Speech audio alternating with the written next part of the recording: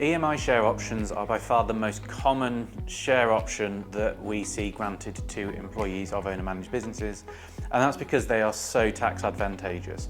So I've talked in the last couple of weeks about employment-related securities, how giving shares with real value to employees can be quite expensive from an income tax perspective. And EMI share options are something within the legislation that is there to encourage employee incentivisation without having a huge upfront income tax charge. So I thought I'd just spend a little bit of time explaining the conditions and how these schemes work.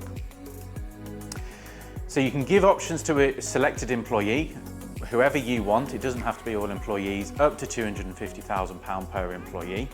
In terms of the company, the maximum the company can grant is £3 million. Options need to be exercised within 10 years if they are to obtain the tax advantages. Has to be a trading company, and there are certain excluded trades. There needs to be a UK permanent establishment as well. Things like financial, legal and accountancy, farming, property tend to be the main excluded trades. The company can have gross assets up to £30 million, and that's what's on the balance sheet. And the total value of the shares covered by the options must be no more than the £3 million.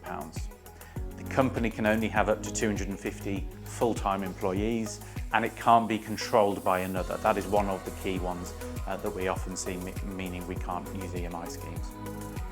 If they have subsidiaries, they have to control the subsidiary, have 51%.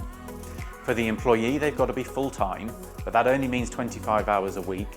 And if they are semi-retired, it's 75% of their working time. So even 25 hours might not be the key. It needs to be not have a material interest, so you can't have more than 30% already, and the maximum value, including CSOPs, which I'll talk about in another week, is £250,000.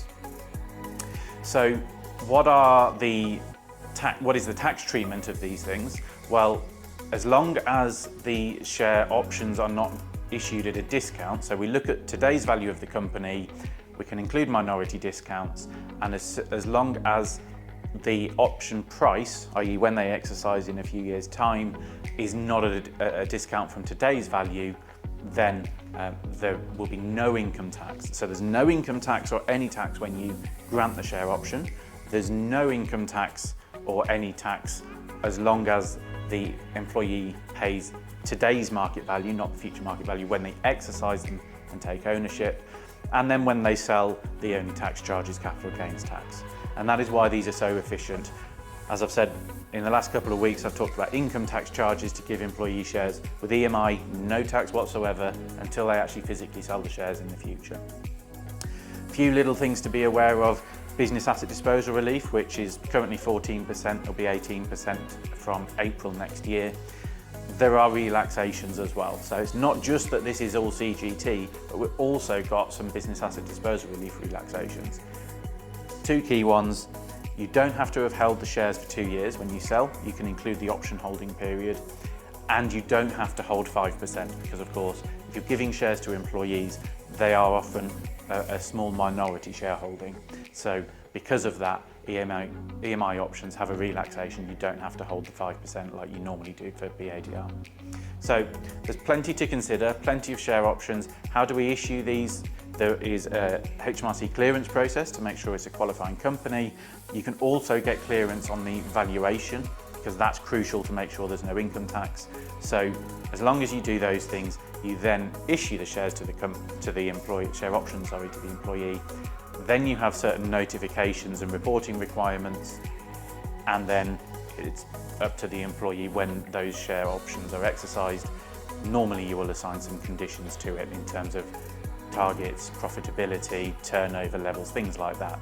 Or it might simply be hold the shares for 3 years.